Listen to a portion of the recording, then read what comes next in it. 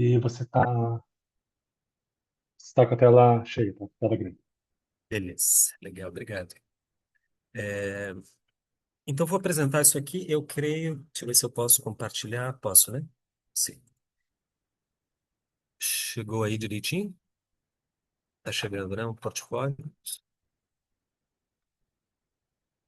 Beleza.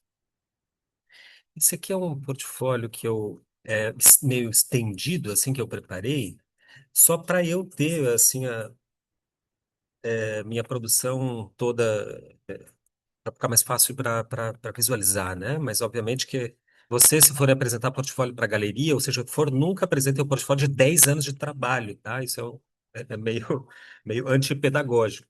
Mas enfim, eu vou mostrar alguns trabalhos mais recentes, assim, porque acho que já fica um pouco ilustrado aquilo que eu. Um pouco um tanto daquilo que eu quero dizer depois na fala aqui que eu preparei para vocês, tá? Esse portfólio que está de trás para frente. Então, esses trabalhos aqui são os últimos que eu fiz. Infelizmente, eles não existem mais, porque teve uma enchente no meu em São Paulo recentemente, agora em fevereiro, março, e inundou meu estúdio lá e destruiu pouco que eu tinha de trabalhos físicos ali, né? Mas aqui foi. É uma fase bastante recente e que eu vou tentar enunciar na minha fala. Essa fase que engloba esses trabalhos aqui, recentes que eu estou mostrando. Esse daqui, semente, e que, se vocês perceberem, eles têm uma técnica diferente, né? Os materiais expressivos em uso aqui, eles são bastante sui generis, porque eu comecei a variar. Isso foi durante a pandemia, quase no início da pandemia, assim, eu tive encontrei alguns problemas técnicos e senti que o carvão, que é o meu material por excelência, assim, que eu uso há mais de 15 anos, ele começou a não dizer mais de mim. Então, eu precisava expandir um pouco as técnicas e tive um aluno que é um engenheiro aposentado, trabalhou a vida inteira com carvão, mas ele é um engenheiro de materiais, então ele trabalhou com carvão industrial. Só que ele manja muito, né? Um carioca. E, como está aposentado, a coisa que ele faz a vida é ficar pesquisando esses materiais doidos. E daí a gente foi juntos desenvolvendo algumas pesquisas e criando alguns aglutinantes, que são meio inéditos, assim, né? Eles não estão no mercado, são coisa nossa, tanto aglutinantes como pigmentos diferentes, quanto fixadores diferentes, né? O nosso ponto é tentar fazer com que você possa desenhar sobre a tela. Em resumo, é isso, ou seja, trabalhar o carvão, pastel, lápis, esses materiais que eu costumo usar, sobre tela, porque não é fácil. Parece uma coisa trivial, mas não é, né? A gente encontrou muitos problemas. E a parte técnica tem a parte assim, né, conceitual desses trabalhos, né? Que aqui eu comecei a produzir de uma forma distinta. Deixa eu tentar ir lá para o comecinho da minha produção, para vocês terem uma ideia do que seria o contrário disso. Quando eu comecei a produzir, não dá para resumir minha trajetória técnica mesmo assim aqui, não teria tempo. Mas em 2014 foi quando eu saí de Curitiba, eu fui para Porto Alegre. Eu já comentei isso em outra palestra, que Marla me convidou, inclusive, lá na FAP, em Curitiba, né? Eu, antes de viajar, eu destruí tudo que eu tinha produzido. Dava cerca de 300, 400 trabalhos, a vida inteira, assim. E quando eu cheguei em Porto Alegre, eu cheguei sem nada. E tive que criar alguma coisa, né? Tive que começar do zero a produção. Isso, para mim, foi muito, muito rico. Foi uma grande oportunidade, porque eu pude. Quando você não tem trabalho no passado, quando você não carrega uma bagagem, você pode se reinventar, né? Como chegar numa cidade estrangeira que ninguém te conhece. Ali você pode ser quem você é, né? Era a sensação que eu tinha. Então, eu comecei a trabalhar esses temas aqui, ó. Essa já é uma produção que na época era bastante nova para mim, né? E, e que, enfim, eram enunciações da psicanálise, articulações entre conceito contemporâneo, teoria contemporânea e psicanálise. E eu produzia assim, eu tinha um projeto, uma ideia, que normalmente surgia da leitura, lendo textos, artigos, enfim, e isso tinha um conceito que eu queria dar a ver plasticamente. Então, me ocorria a ideia, eu fazia, a partir da ideia, fazia um projeto, fazia um estudo, passava para a tela, ia ou para o papel, né? Ia trabalhando de um modo, com um método que eu chamo de projetivo. É simplesmente você faz um projeto, né, constrói as condições até executar o desenho final. Então, esses trabalhos todos aqui, ó, esse daqui, inclusive, estava na nossa exposição, né, Marlon? Fomos primeiríssimos ainda, lá em 2014, né? Eu fiz uma exposição coletiva com o Marlon, em Curitiba, né? E esses trabalhos aqui estavam lá, eram da exposição, esses três aqui, esses dois. Mas, enfim, esse método, assim, que eu chamo de projetivo, perdurou durante muito tempo na minha produção. Então, era isso, tinha um conceito, tentava materializar aquele conceito, né? Como dar dar carne para metáfora.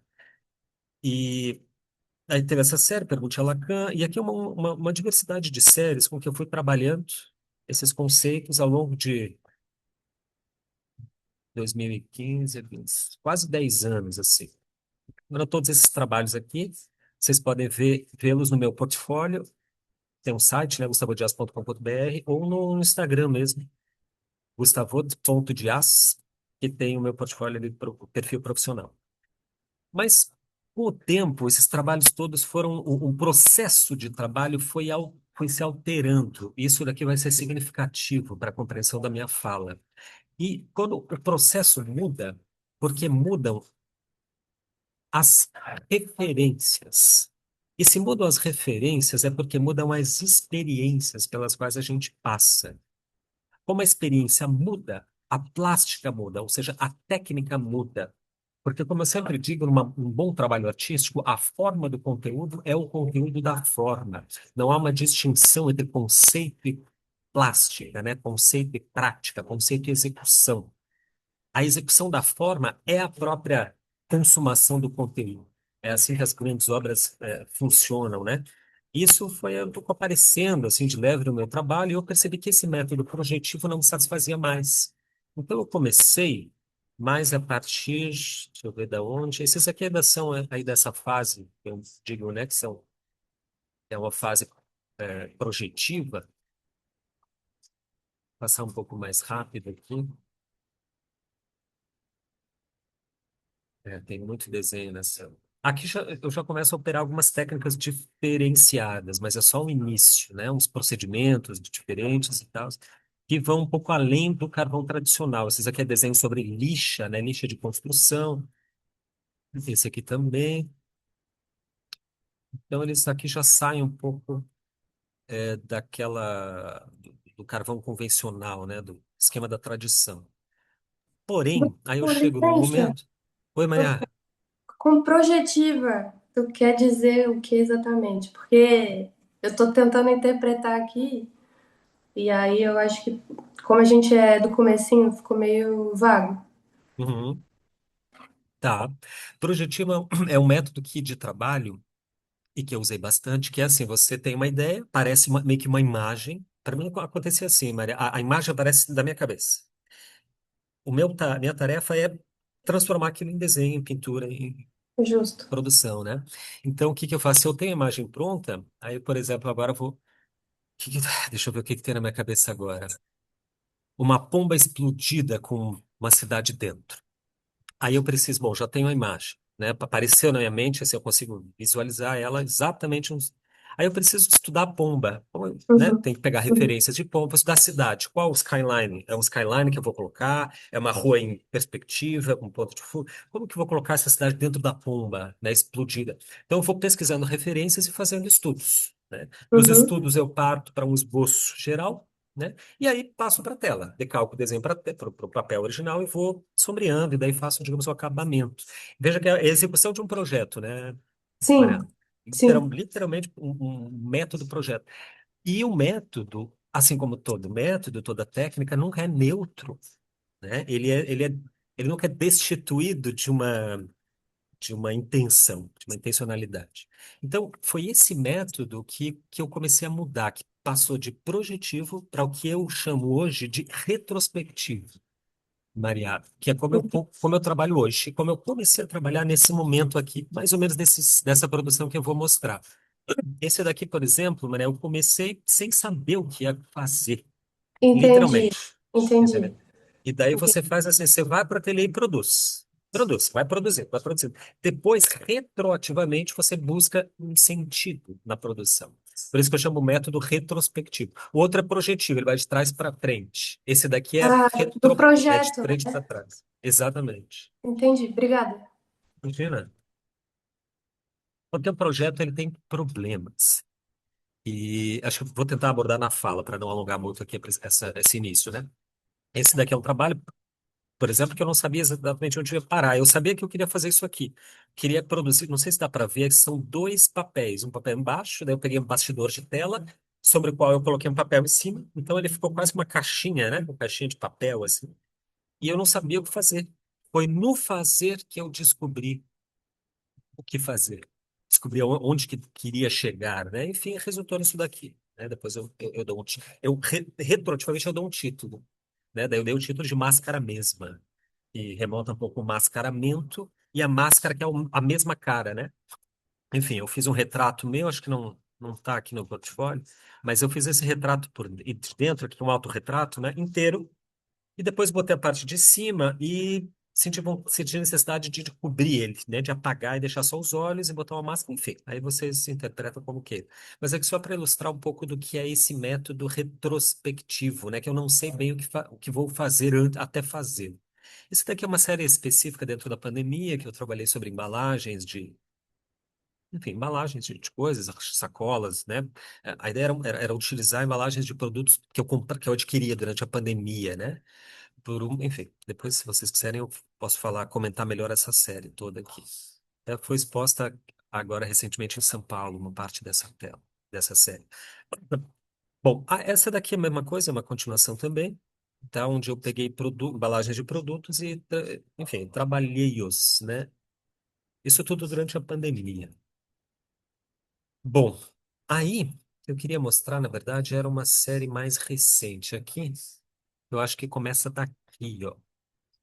Que é uma série em que eu fui testando esses materiais, saindo do método da tradição no carvão, do desenho mais convencional, mais tradicional, para trabalhar em tela, justamente. Esse daqui, por exemplo, é um trabalho feito em tela, que eu considero desenho, não pintura, porque eu sou essencialmente um desenhista, né?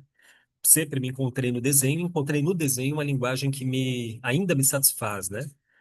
Bom, tudo isso daqui foi feito de um modo assim, eu ia fazendo sem muito destino, mais ou menos como aquele poema do Antônio Machado, né? O caminho se faz ao caminhar. E foi isso. Essa daqui é uma série que eu fiz durante uma enchente que aconteceu em Porto Alegre. Vocês certamente ficaram sabendo, né? Em 2024, teve aquela enchente, aquele desastre ambiental, de escala desproporção gigantesca, né? Enfim, eu fiz uma produção em relativo àquilo, né? Era uma produção para fazer uma campanha para ajudar artistas que tinham perdido tudo durante a enchente, né? Fiz alguns esses trabalhos, vendi alguns demos para um moldureiro que tinha perdido seus instrumentos de trabalho, sua oficina toda tinha sido levada por água abaixo, literalmente. Essa série toda eu fiz lá, mas ainda nesse método retrospectivo, tá? Começa daqui. E como uma produção mais recente que essa daqui, que eu já realizei lá em São Paulo. Eu me mudei para São Paulo um ano e meio atrás, e agora estou de volta para Florianópolis, tá? Bom, acho que isso daqui vai servir um pouco assim, para apresentar o trabalho, para ilustrar alguns temas que eu vou tocar agora na minha apresentação. Tá, gente, eu preparei um texto, assim, para eu tentar ser mais sucinto e não derivar muito, senão ia tomar muito tempo de vocês. Mas se quiserem fazer, assim, perguntas, observações, acho que pode fazer também, né? Vou tentar não divagar muito, beleza? Então, vou começar aí, pode ser? Ó, chamei essa apresentação aqui de corpo, desenho e experiência visual, né? E a ideia é começar problematizando o desenho enquanto uma técnica. Porque é claro que a gente pode pensar o desenho enquanto técnica, só que se a gente entende o desenho apenas como uma técnica, a nossa compreensão dele vai ser limitada e, portanto, a nossa prática vai ser limitada, né? Problematizar a técnica é sempre é, útil dentro da arte, porque a técnica é um modo de fazer. Um modo de fazer que, em algum momento, foi estruturado mediante certas condições. É assim que são os modos de fazer. Tem um exemplo bem um pouco trivial, mas que eu acho bem significativo, que é aquela técnica de fazer um peixe, de você assar o peixe cortando a cabeça e a cauda e o rabo dele. Então, é uma técnica super sofisticada e tal, que alguém criou lá e tal. E você cortava a cabeça e tal, e temperava o peixe e tal. Até que alguém um dia perguntou, mas por que que você corta a cabeça? E eu, por que não deixar? Ele disse assim, não, mas é que eu aprendi assim. Quem me ensinou foi assim. Aí foram perguntar para o chefe que tinha ensinado ele, por que que você corta a cabeça e o rabo? Ele disse, não, porque o forno que eu tinha era muito pequeno, então eu tinha que cortar o peixe para caber ali dentro. Esse é o modo de fazer. Se você não faz a tecnologia reversa, não entende que as coisas existem porque elas responderam em algum momento a determinadas condições, e essas condições não existem mais, você acaba fetichizando, entificando os modos de fazer. Algo que é simplesmente um modo de fazer vira uma regra, vira um tabu, né, uma obrigatoriedade. E o desenho ainda é muito encarado como um tabu, né, como regras muito fechadas, muito restritas, que, portanto, restringem o trabalho, a criatividade. Isso é pouca compreensão do que é o desenho, né? Quem pensa assim não refletiu, talvez, suficientemente que o desenho não é só uma técnica. Esse exemplo do peixe acho que nos ensina bastante, porque se você compara ele com um desenho, você vai entender que ele é apenas, como eu dizia, um modo de fazer algo criado para responder determinadas questões. Que questões essas? São as necessidades expressivas de uma época, de um tempo, de um artista ou de um conjunto de artistas. Vamos tomar a perspectiva. Todos vocês conhecem e devem estudar aí no desenho, né? Como exemplo. Você sabe que ela foi criada por Brunelleschi no século XV, né? Filippo Brunelleschi cria lá um sistema perspectivo que depois é transcrito, é transformado num tratado pelo Alberti, né? No final do século XV. Eles fizeram isso objetivamente para dar conta de representar um mundo greco-romano, quer dizer, os edifícios clássicos que estavam ali na Itália, né? De repente, esses italianos descobrem que eles estão no coração do que foi o Império Romano. Quer dizer, tem ruínas de templos e todo tipo de edificação do período clássico ao redor deles, ali na Itália, em Roma em especial, né? Mas vejam, eles nunca tinham visto isso. Precisou acontecer a renascença para que eles enxergassem isso. Ou seja, eles sempre estiveram, a Roma sempre esteve sob as ruínas do Império Romano e só em 1400 é que isso chamou a atenção daqueles sujeitos. Por que que isso acontece, né? Nunca tinham visto o Panteão que estava ali, aquelas construções, o Coliseu, etc. Né, meio que não tinham visto. Porque uma coisa é ver, outra coisa é atribuir sentido ao que se vê.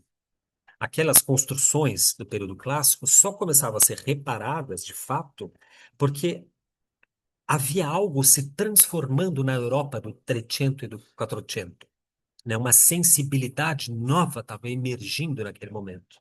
E quando uma coisa é sentida, ela encontra um meio de aparecer, um meio de se expressar materialmente.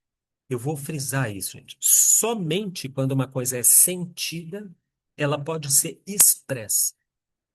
Por isso, a tarefa do artista é, sobretudo, produzir sentido, ativar os sentidos, tocar a sensorialidade dos sujeitos.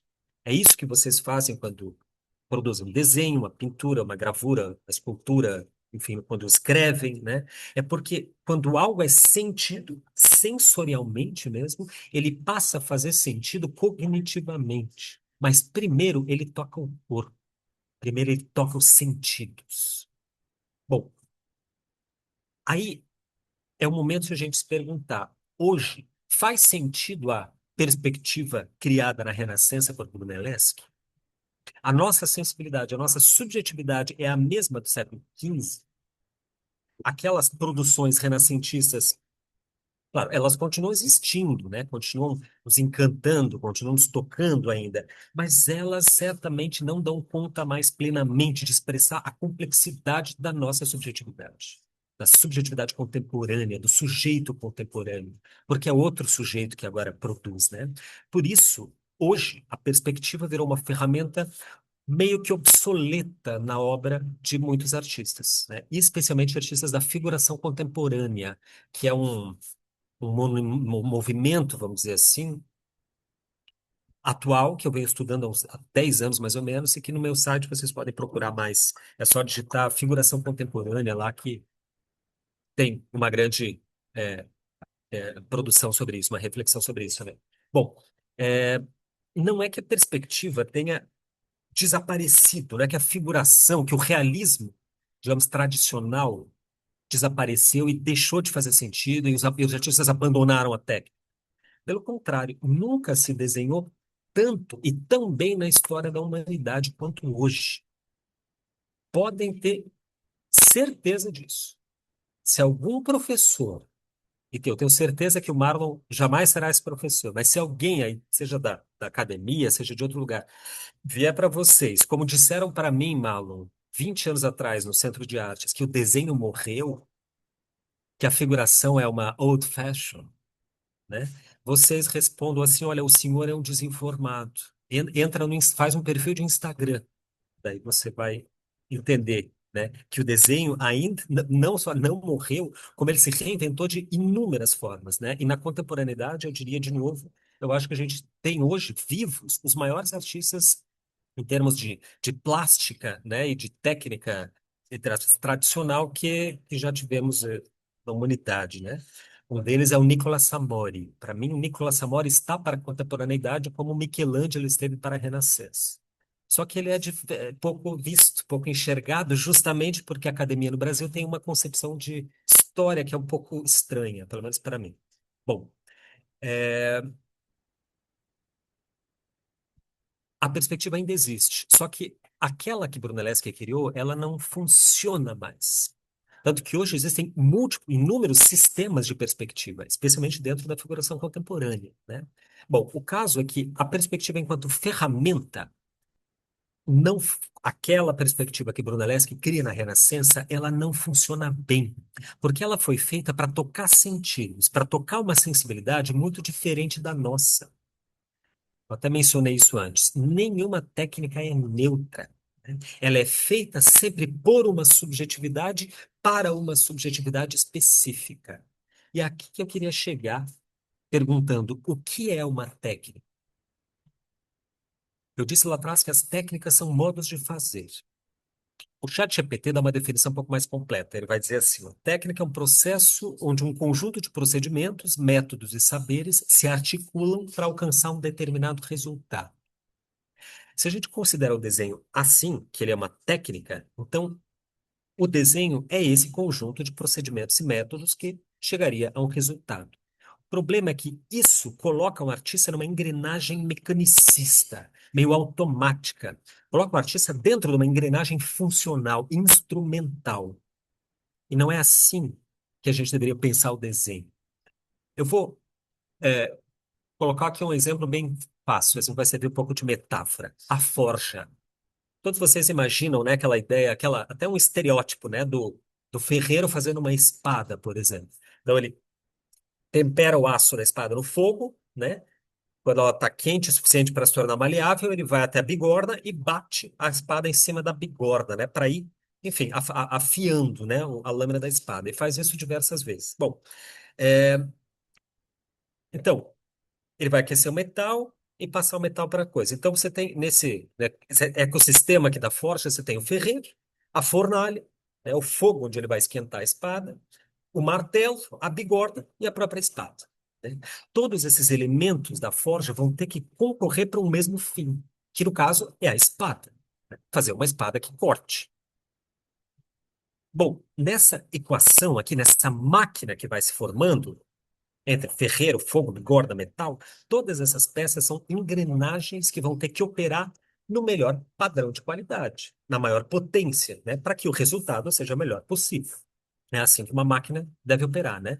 Tudo tem que funcionar da melhor forma, porque a técnica é justamente um ordenamento que otimiza os recursos, que economiza o máximo de energia para tirar o maior proveito de materiais e dos processos produtivos, né?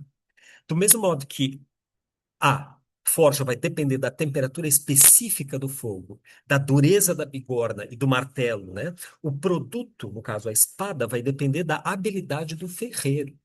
Ou seja, do domínio técnico que o ferreiro tem, porque ele vai do manejo ali ferramental da forja, né? Porque o ferreiro aí vai atuar como um vetor funcional da técnica, né? Para resultar num determinado fim, numa finalidade específica que é a espada. Agora eu perguntaria, qual é a finalidade do desenho? Se a gente considera o desenho como técnica, a gente teria que responder essa pergunta. Tem que responder qual a finalidade do desenho, tem que responder para que serve e, sobretudo, o que é o desenho. Porque eu só posso afirmar com certeza que ele é uma técnica se cada elemento dele tiver uma finalidade determinável e rumar para um fim específico. Do contrário, ele não se encaixa na categoria técnica. E tem outra coisa ainda. Pensando de novo nessa engrenagem formada pela forja, de todos os elementos que compõem, o ferreiro é o principal, porque o ferreiro é quem dá concrescência a todos aqueles elementos. Concrescência é quando você tem vários objetos, vários elementos, várias coisas, que aparentemente não têm relação nenhuma entre si, mas que daí surge um elemento que dá sentido, que organiza, que vertebra e estrutura todas aquelas coisas, né? E faz elas funcionarem numa totalidade. Ele dá um vetor de sentido para os elementos em jogo de uma equação. Ele faz constelar os elementos em torno de um sentido único. O ferreiro é ele dá concrescência para os elementos da forja, assim como o artista dá concrescência para os materiais expressivos.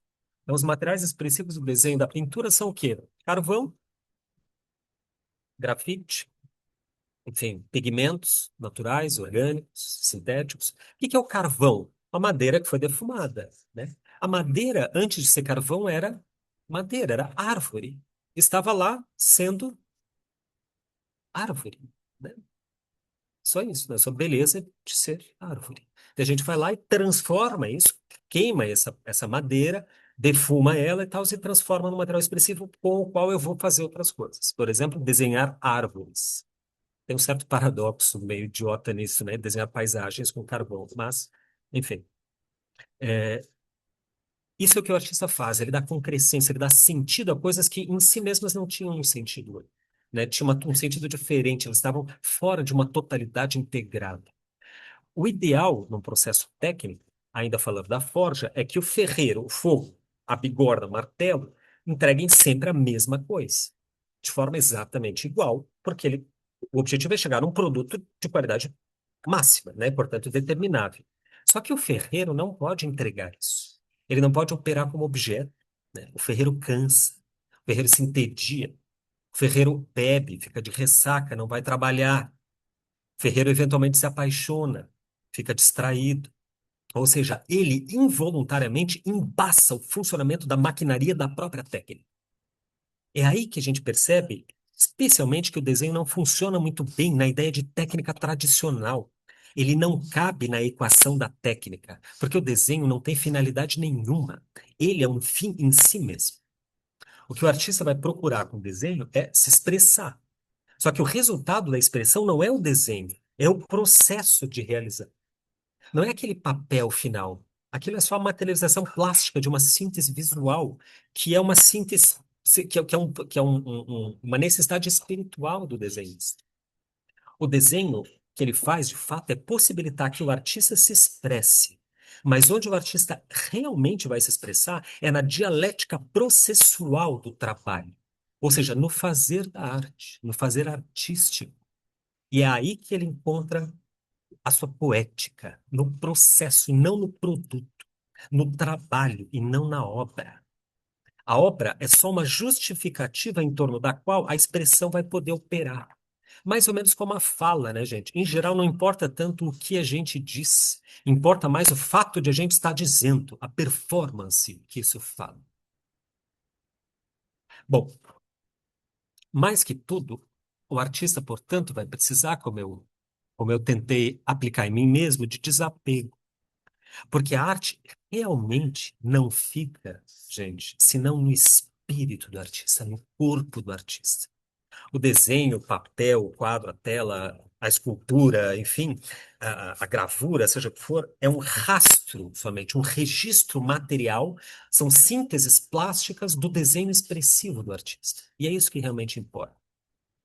Enfim, o desenho, não, o que eu queria provar, meio que com essa longa introdução, é que o desenho não consegue se ajustar muito bem na ideia de técnica. E principalmente porque a operação do desenho, ao invés de pôr em movimento a engrenagem da técnica, serve justamente para truncar o funcionamento da máquina, para caotizar o processo. Quer dizer, é meio na anomalia, na exceção, no erro que a arte acerta. O Paul Valéry, que era um escritor, intelectual, pensador muito interessante, vocês já devem ter lido alguma coisa dele, ele diz que o estilo é um erro voluntário, que é uma sacada muito boa, né? Porque o teu estilo é justamente onde você erra voluntariamente, você faz questão de errar daquele jeito para, né, estilizar a expressão e dar a sua marca, a sua assinatura para ela.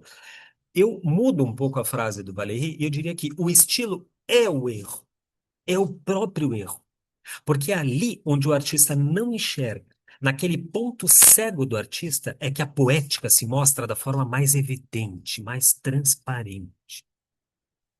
Em outras palavras, o desenhista não aprende perspectiva, volumetria, luz e sombra, usos e procedimentos dos materiais expressivos, etc., só para adquirir habilidades instrumentais, ou seja, com um objetivo específico, como é o caso da espada para o ferreiro.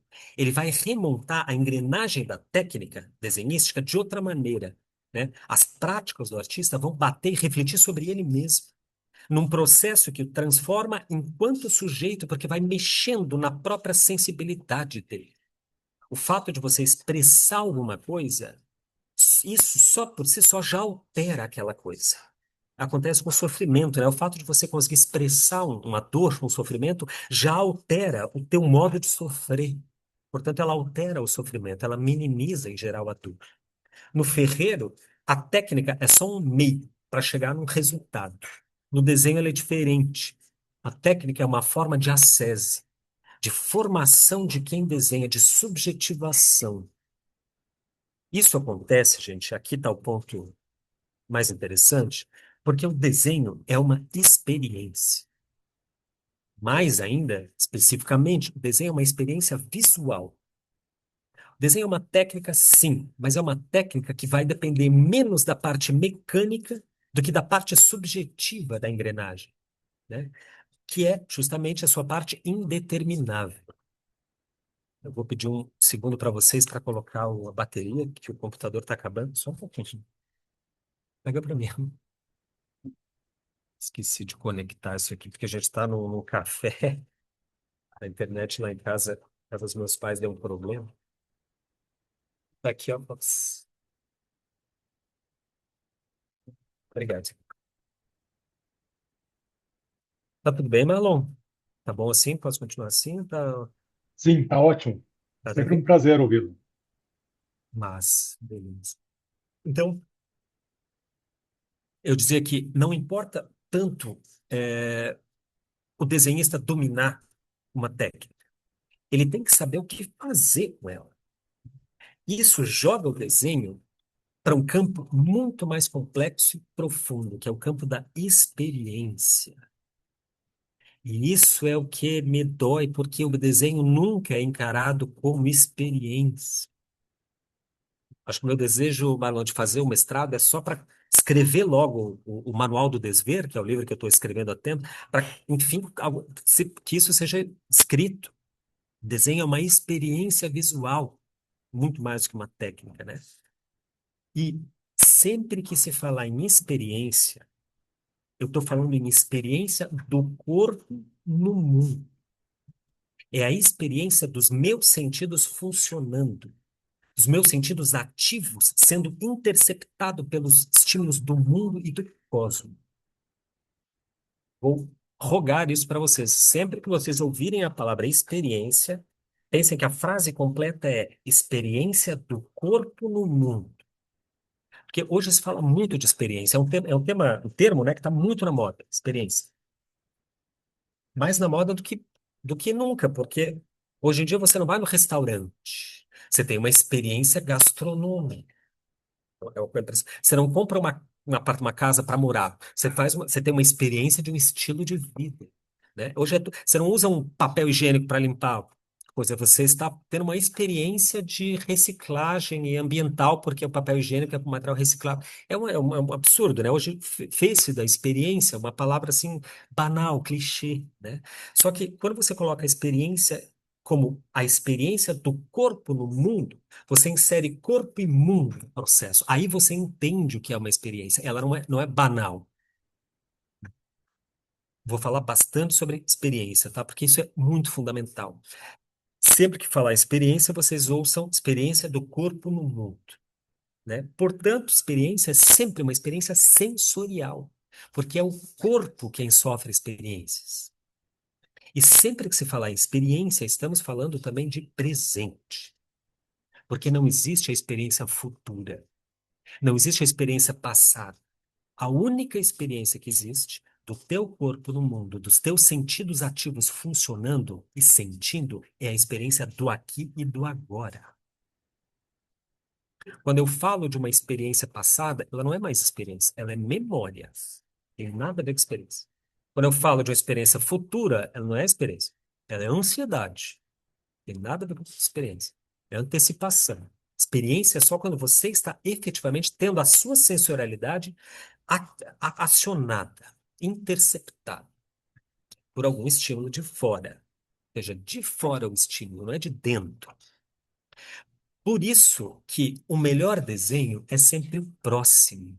Porque é o próximo que vai estar mais apto para expressar uma experiência atualizada, uma experiência mais up to date. A forma que eu usei há 10 anos atrás, como eu mostrei ali no portfólio para vocês, ela já não expressa o que eu sinto. Eu não me reconheço mais naquela linguagem, naquele idioma. Por isso que ele não tem mais significado para mim. E por isso que eu consigo ser tão desapegado assim, né?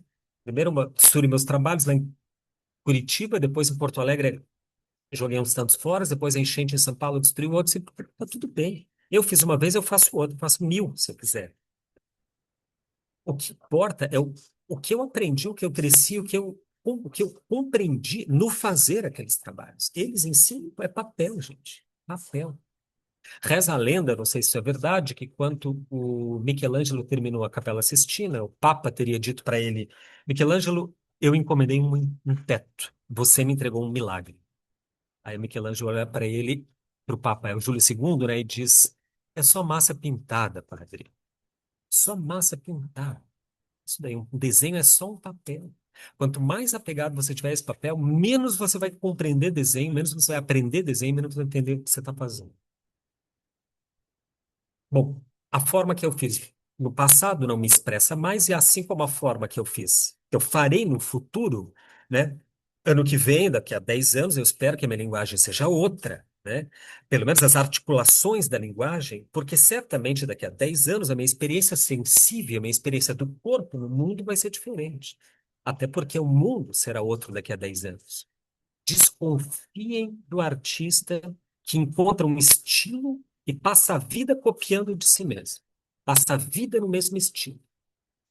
Não conheço um artista da história da arte, artista, estou falando assim, história da arte, né? Os grandes, assim, os mestres históricos, nenhum que tenha ficado a vida inteira produzindo igual, no mesmo estilo. Não, não existe. Michelangelo, que eu citei, é um caso exemplar. Ele começa num estilo renascentista, propriamente, né? E no final da vida, porque ele viveu muito, né? O Michelangelo morre com 89 anos, ele estava com uma produção completamente diferente, uma produção barroca. Ou seja, era a antítese da Renascença, né? E a última obra dele, que se não me engano é a Pietà Rondanini, ele destruiu a marretadas. Ela foi preservada porque os discípulos pegaram e tentaram reconstituir, enfim, mas é um negócio que é um bagulho estranho, porque nessa ele fez e se arrependeu e destruiu. Michelangelo. O Mike, que era assim o mestre dos magos. O meu desenho ele vai mudando, não só porque eu vou dominando melhor os recursos da técnica, é sobretudo porque a minha expressão vai encontrando outras formas de conjugar os elementos da linguagem visual. Ou seja, a forma acompanha a sensibilidade do artista. Eu não vou só melhorando com o tempo, essa não é a questão. A questão é que o próprio fazer, o próprio exercício do desenho me transforma. E é esse eu transformado que busca expressão plástica. Seja no desenho, seja na pintura, na escultura, na escrita, na fotografia, no cinema, cada um vai ter vai encontrar a forma que melhor veicule a sua necessidade expressiva. Bom, para concluir, é, eu diria, então, que o desenho é um exercício que vai dotando o corpo de saber.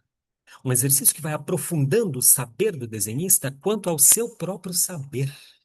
Porque só agindo é que a gente descobre os limites do corpo e, portanto, da experiência. Só quando eu ajo, quando eu pulo, por exemplo, é que eu entendo a altura que eu posso chegar. Não existe outro jeito de saber isso. Só agindo, atuando, intervindo no mundo que eu descubro a potência real que eu tenho ou não tenho. Quer dizer, operando uma atividade como desenho, né, me revela o quanto eu sei e o quanto eu não sei, o quanto eu posso e o quanto eu não posso. Porque tudo no mundo se trata de saber. E o saber é fruto da experiência. A palavra experiência, propósito, vem exatamente disso. Ela é formada de ex, que é para fora, externo, né? Tem o sentido de atravessar, de passar através de, e periri, experiri. Periri é prova, teste, tentativa, risco, né? Por isso a experiência tem tanto a ver com saber. É porque você prova o mundo, você experimenta, você experiencia o mundo. É assim que a gente sabe, assim que a gente conhece alguma coisa. Qual é a melhor forma de conhecer uma maçã? Provando, né? Pegando ela na mão, mordendo e consumindo, de fato, fazendo com que o teu corpo se torne a maçã. A experiência é aquilo que nos atravessa. E por nos atravessar, ela nos transforma. Experiência é aquela situação onde você sai diferente de como entrou. Se ela não for transformativa, não é experiência. Se ela não impressiona, se ela não marca, ela não é experiência. E notem os radicais dessas palavras. Impressiona vem de impressionar, pressionar. Pressionar é fazer pressão sobre alguma coisa. Marcar. Marcar é marcar alguma coisa. A nossa sensibilidade é como uma argila, né? Que você vai marcando, modelando ela. Como uma placa, uma matriz de gravura que você vai marcando, escarvando para construir, né, a imagem. Bom, justamente por a experiência precisar tocar os nossos sentidos, é que a experiência precisa de forma. Sem forma, ela não toca o sentido. Sem imagem, o olho não vê. Sem som, o ouvido não ouve. Tentem imaginar um mundo onde não existe imagem, onde não existe a visibilidade. Nesse mundo, também não existe olho, não existe visão, se não houver um anteparo da luz para que a visão se ative, para que o sentido visual funcione. Como eu mencionei há pouco, o desenho é a forma com que o artista expressa a sua experiência sensível. E tudo no mundo é uma questão de saber. Ouçam isso, gente. Eu não tenho muita idade e também não tenho pouca idade. Vou fazer 44 mês que vem. Se uma coisa eu aprendi nesses 44 anos é que tudo no mundo é uma questão de saber. Saber é o único poder. E todo saber provém da experiência. Se não expuser o corpo aos estímulos do mundo, se não provar coisas novas, não ir a lugares novos, não conhecer gente nova, não ter outros tipos, variados tipos de relações, não vai ter experiência nenhuma. Vai estar fadado a repetir sempre a mesma experiência. Ou seja, está condenado a não saber nada. Não vai ter poder nenhum. Porque é óbvio que uma pessoa experiente só é experiente porque ela sabe mais, porque ela já testou mais. Não é simplesmente que é mais velha, porque o tempo passou. É porque ela botou o corpo no mundo, Ela se deu ao trabalho de sentir. Sentir o quê? Experiência. Sentir a grande experiência. O medo só é bom para nos manter burros. É o medo da experiência que nos mantém na ignorância. Porque experiência é sentir e sentir dói. Não é à toa que a gente diz fulano sofreu uma experiência. Veja que a experiência se sofre, ela dói porque ela nos transforma, e tudo que nos transforma nos tira do lugar. Aí que reside a essência da transformação. Você é obrigado a sair do seu lugar, lugar subjetivo. Tudo se trata de experiência, ou seja, experiência do corpo no mundo, experiência do sentido sob o influxo do mundo. Basicamente, gente, só existem dois lugares subjetivos: o lugar de quem sabe e o lugar de quem não sabe. Um exemplo mínimo, cotidiano, que todo mundo já passou e que vocês vão entender plenamente isso, é quando tem aquela rodinha de amigos que está todo mundo falando numa série que você não viu. Você experimenta, nesse momento, um pouquinho desse lugar de não saber, que é bem desconfortável, né? Esse é o lugar da ignorância. Você não sabe, você não viu, então você não pode intervir no debate. Daí você vai lá, deixa de fazer os trabalhos da faculdade, passa o final de semana inteiro maratonando a bosta da série, e isso muda a tua posição subjetiva. Você passa a saber. Você altera literalmente o teu lugar no mundo. Aí quando você chegar na rodinha na segunda-feira, você vai poder falar da série. Por quê? Por que que isso te altera o teu lugar? Porque você passou pela experiência de assistir a série. Passou pelo saber. Obviamente, se a série vale a pena, né?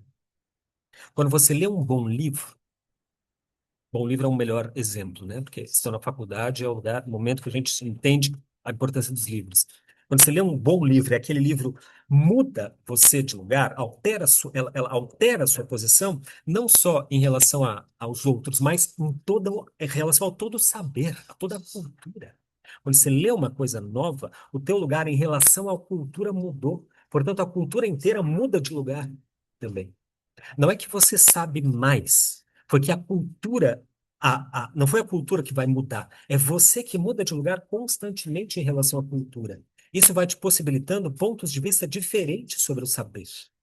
Como está diante de um objeto que é muito grande, você precisa de distanciamento e de orbitação para apreender todo aquele objeto.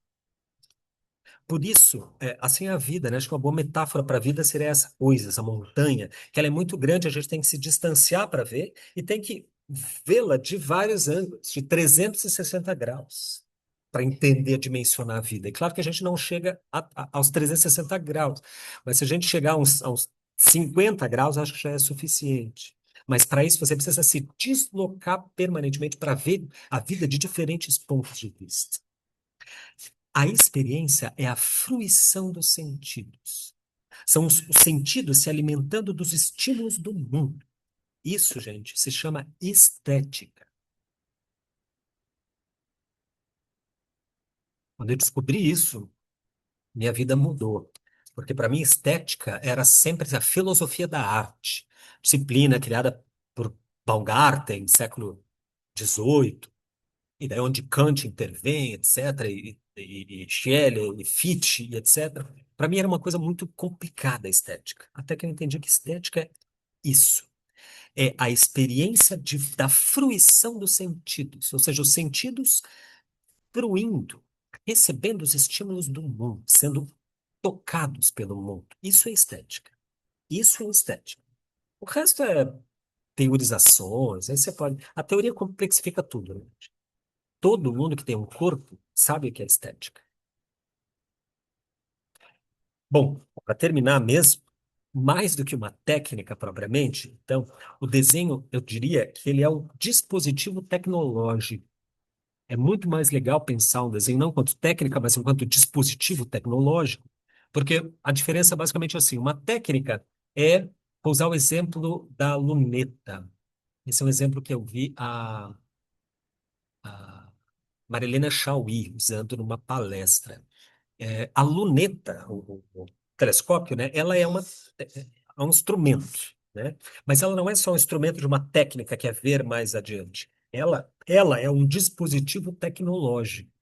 Porque quando Galileu Galileu desenha, projeta a luneta, ele percebe que quanto maior o canudo, mais você alcança, mais distância você consegue alcançar. Quanto mais côncava a lente, mais você consegue aproximar e etc. Então, isso demandou todo um estudo dele de espelhos integrados, de óptica, de como lixar o vidro para ele se tornar uma lente côncava. Ou seja, a luneta, o telescópio, ela é um instrumento que diz, e como eu digo, que produz outras técnicas. É um instrumento que demanda a criação de outras técnicas. Por isso que ela não é só um instrumento, não é só uma técnica. Ela é um dispositivo tecnológico, né? Eu acho que dentro da arte, um dos melhores exemplos de dispositivos tecnológicos que a gente tem, no sentido mais específico, é a anatomia. A anatomia teve um papel fundamental na alteração do imaginário medieval acerca do corpo. Quando os renascentistas, nos séculos XV, XVI, depois XVII, e tal, foram descobrindo aquelas leis que regiam a profundidade funcional do corpo, músculos, articulações, nervos, etc., movimento, né? Tudo isso muda a forma como se representa e, portanto, muda a forma como se percebe o corpo, como se percebe a superfície da pele. O estudo do interior acabou revelando e recriando o exterior para mostrar uma beleza, né, um sentido de belo que até então era ignorado. Porque a arte, a produção estética daquele momento, na de média, né, século XIV e tal, não preconizava o belo. Não tinha uma premissa de que a arte deveria ser bela. Porque belo era a criação divina, já estava dado. A partir da Renascença é que a beleza passou a ser uma exigência, porque a sensibilidade, o regime de sensibilidade daquele período demandava essa beleza. E a anatomia, para mostrar, para revelar essa beleza do corpo, é, precisou então ser destrinchada, né, literalmente por aqueles artistas da Renascença que vocês sabem na história como se dá, né, o estudo da anatomia. Aquela sensibilidade específica demandava a, a procura, né, específica da anatomia, ou seja, da dissecação anatômica, da sistematização dos músculos, da compreensão sobre a artrologia, que é como opera os movimentos. Tudo isso eles tiveram que responder porque se tratava de uma subjetividade helênica, né, que os artistas da Renascença precisavam dar conta, assim, né? Bom, aí é que a anatomia vai atuar, como eu disse, como um dispositivo tecnológico, porque ela vai desaparelhar a visão medieval sobre a figura e vai construir outra visão, outro modelo, né? Sobretudo, ela vai desestruturar o arsenal religioso que condicionava, na época, o corpo e a representação do corpo, ou seja, a própria figuração. O impacto do estudo da anatomia na Renascença foi que, veja, através da experiência visual do desenho, a arte substituiu uma sensibilidade por outra, falando assim, grosso modo. Ela transfigurou todo um regime de sensibilidade. Uma sensibilidade que então era baseada na observação, no empirismo, na experiência. Foi essa talvez o maior legado da Renascença, né, para nós, para a história. Ela fez com que a experiência, de fato, fosse é, considerada. Que até então você não precisava experienciar nada subjetivamente para falar, para pintar, para escrever, para se comunicar, porque tudo estava na Bíblia. E a criação já estava pronta e totalizada por Deus. Quando você tem outra exigência de saber que perpassa a experiência, que é a experiência dos sentidos, então você tem uma transformação na própria subjetividade. Você tem, na verdade, uma espécie de início da subjetividade. A subjetividade, ela aparece, ela começa, a subjetividade moderna começa na Renascença, por conta justamente desses dispositivos tecnológicos todos que os artistas, cientistas, pensadores da Renascença disponibilizaram. Bom, e por falar em anatomia, eu queria, se Marlon me permitir, eu queria falar um pouco aí rapidinho da aula de anatomia que a gente vai aplicar em Florianópolis. Posso falar, Marlon? Fazer uma propaganda do Por curso que a gente favor, vai pode dar? falar. Se você não É, falasse, eu também já foi mencionado, eu também já ia mencionar. massa, maravilha. Então, eu queria convidá-los a todos para, na semana que vem, a gente vai ter o curso no dia 6, no dia 5 de julho. A gente vai estar em Florianópolis para ministrar uma oficina chamada Poéticas da Figuração. Ela se chama Poéticas da Figuração porque a ideia é você ter uma compreensão da integrada, da totalidade da figura. Ou seja, justamente para não reduzir o desenho do corpo a um debate técnico, puramente técnico. Porque técnica, gente, como eu sempre digo, se aprende em tutorial de YouTube. Você faz uns cursinhos online, se quiserem, eu passo os links bons de fazer curso, e você aprende técnica. Técnica você aprende sozinho, horas e horas trabalhando, desenhando, olhando. Porque para desenhar você precisa ver e riscar, né? Ninguém pode ver por você. Só você pode ver por você, então você precisa passar horas e horas vendo para, né, acionar a tua visão e educar a visão. Ninguém pode pegar na tua mão e desenhar por ti, só você pode fazer. Então, ela demanda esse exercício. Agora, a poética não. A poética, ela vem da interlocução. Ela dificilmente vem sozinha. Eu diria que é impossível que a descoberta da poética venha sozinha, do próprio artista.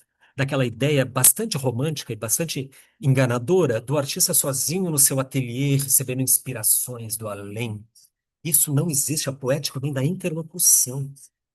Depois, se quiserem, a gente fala mais sobre isso. Eu queria voltar à oficina.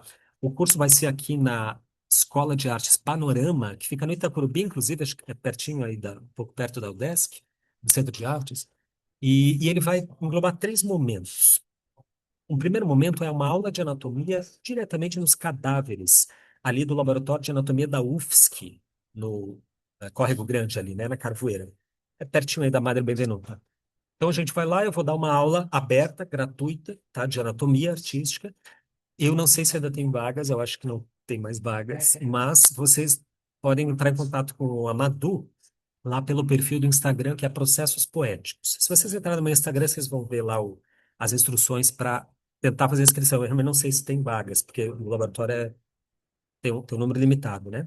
É, o Luca está falando só para o curso completo agora. Ah, é. Tem as vagas que estão reservadas para o curso completo. Bom, enfim, quem tiver interesse tem essa parte anatômica e uma parte mais prática, propriamente, que é aí onde eu vou dar técnica, procedimentos técnicos, materiais. A gente vai falar profundamente a manhã inteira falando só dos materiais, da técnica e dos procedimentos de como construir o desenho do corpo. E à tarde a gente vai ter a tarde toda aí de desenho de modelo vivo, tá? Com 2 modelos, modelo masculino e feminino. E aí vai ser essa parte mais prática. Além, então, do estudo anatômico no cadáver e do modelo vivo, tem uma terceira parte, que é uma palestra sobre justamente a figuração, onde eu falo do sentido da figuração, o sentido de figurar, e onde a gente vai trabalhar o corpo no seu significado. Porque, como eu disse longamente para vocês, desenho não pode ser só técnica. Então, o corpo nunca pode ser visto apenas como objeto de estudo. Ele não funciona assim. Se você olhar assim, você reduz o teu olhar, reduz tua experiência do desenho e, obviamente, reduz a tua prática do desenho. Teu desenho vai ficar pior. Você não vai entender o que você está fazendo. Quanto mais você entender o que você está fazendo, melhor você consegue desempenhar. E para entender o desenho, você tem que sentir. Não é só estudar técnica, técnica. Não é a repetição que produz a sensibilidade. É a sensibilidade que vai demandar a busca por uma técnica. E daí aí é que está o lance, né? Se a tua sensibilidade for ativada, educada, se você for realmente sensível, você vai encontrar um meio de dizer, vai encontrar uma técnica. Não precisa, obviamente, ser a técnica tradicional do desenho, é até melhor que não seja, que ela não dá conta de expressar toda a subjetividade contemporânea, mas não precisa ser no desenho, na pintura, pode ser, obviamente, em outras categorias, categorias não tradicionais, mas você vai encontrar uma forma de dizer. Basta se colocar nesse lugar difícil, desconfortável e às vezes insuportável de sentir. Beleza, gente? Acho que é isso que eu tinha para dizer. É, daí, sem Marlon, se a gente vai abrir perguntas, oposições, críticas, questionamentos, fica à Manhã vontade. inspiradora, hein, prof? Super, Legal, Tava Mayara. inspirado. Que legal, obrigada. super. Imagine, obrigado, Maria. Sabor, muito obrigado. Sua fala sempre é enriquecedora. Eu queria aproveitar também e agradecer a presença de todas as pessoas que estão aqui nesse sábado friozinho, acordaram cedo e vieram para prestigiar e também aprender com você. E eu acho que agora passamos para as perguntas. Alguém tem alguma pergunta? Pode abrir o microfone ou colocar no chat que eu leio, como vocês acharem melhor. Se vocês estiverem elaborando ainda, acho que eu vou abrir com um comentário. Deixa eu só ver aqui. Eu acho muito interessante como você retira o privilégio da mão e do olho do desenho. Eu gosto muito disso. A Dina Peter-Bride, no Primes of Drawing, né, da primazia do desenho, que é uma grande pesquisadora, ela procura pensar o desenho como uma experiência fenomenológica, né, de corpo inteiro, no qual você está num diálogo, um suporte, num diálogo com o mundo. E ela vê esse diálogo sendo resgatado, especialmente depois do que ela chama dos regimes modernos, no qual tinha toda aquela estrutura greenbergiana, né, de pensar a pintura pela sua essencialidade, o desenho pela sua essencialidade, pela limitação, a linha, a forma, etc. O que ela chama de pedagogia das pontas, né, que a gente sofreu muita influência dessa educação, né, de pensar o desenho como preparação, de pensar o desenho como uma etapa investigativa da forma, dificilmente como obra final. E eu acho que isso vem tomando escala, até inclusive, segundo ela, o desenho ele ganhou a primeira exposição notória dele em 1970. Então, de só desenho, pensando o desenho como obra, com um acervo que já era existente, que remonta àquilo que você falou do olhar. Especialmente eu me lembrei do exemplo do Galileu. O Galileu ele pega a luneta dos flamengos, né, que usava na horizontal, e mira para baixo. Ao ele mirar para baixo, ele descobre um universo biológico, né? Então ele abre o mundo com esse gesto, né? Depois com o aprimoramento dessa ferramenta. E eu fiquei pensando nesse desenho como uma experiência do corpo que me lembra muito Ponti isso também, mas e que é a base da Shaui também, né? Nessa experiência do corpo, que experiência é essa e se a gente de alguma forma acaba estando limitado quando a gente tem a interface das telas sobre o desenho e aquele corpo está imóvel, né? Como que a gente pensa essa experiência? E se o desenho é uma experiência também, como a gente pode pensar? São duas, é um combo assim, são duas numa só. Como a gente pode pensar essa metodologia ou aprendizagem do desenho através de um elemento como experiência, sendo que a gente ainda é regido por tantos conflitos e contradições do desenho. A primeira, eu acho que ela aborda muito as universidades, e não é uma queixa minha, mas é uma queixa da própria Dina, quando escreve o livro dela, que é a naturalidade de não ter compreensão do desenho e ocupar cadeiras acadêmicas e ocupar a cadeira de desenho. E a gente viu isso, você viu isso, eu vi, a gente é quase como se fosse não há uma necessidade de desenhar para dar aula de desenho. Eu acho que isso é bastante comum. Sim, e quando eu vejo a Dina falando sobre isso, parece que ele é mundialmente comum, né? Porque ela dá esse Quem falando sobre isso? é a Dina Peter-Bryant. É uma autora que eu acho bastante interessante que aborda o desenho. Ela tem algumas questões e ela faz um levantamento e colocando o desenho como um elemento artístico próprio, dando autonomia para o desenho. Então, ela pensa ele historicamente, mas também pensa ele pela base de primazia do desenho. Ela é muito herdeira daquela ideia wassariana do desenho, né, como uma primazia, como uma linguagem mental e de configuração e tradução do mundo, mas ela avança isso. E acho parecido o diálogo que você faz de pensar ele como experiência, porque ela pensa ele num registro de um diálogo com o corpo inteiro, que é a da mão, que encosta na folha, e o próprio desenho ele devolve uma informação que o corpo conecta e volta com um diálogo com aquele suporte. Ela não abre a experiência, mas ela pensa num diálogo entre suporte, aquilo que você faz e aquilo que ele é, e a maneira como você é percebido, como se ele desse as coordenadas, como fosse um rio de pedras e você fosse fazendo uma passagem por essas pedras.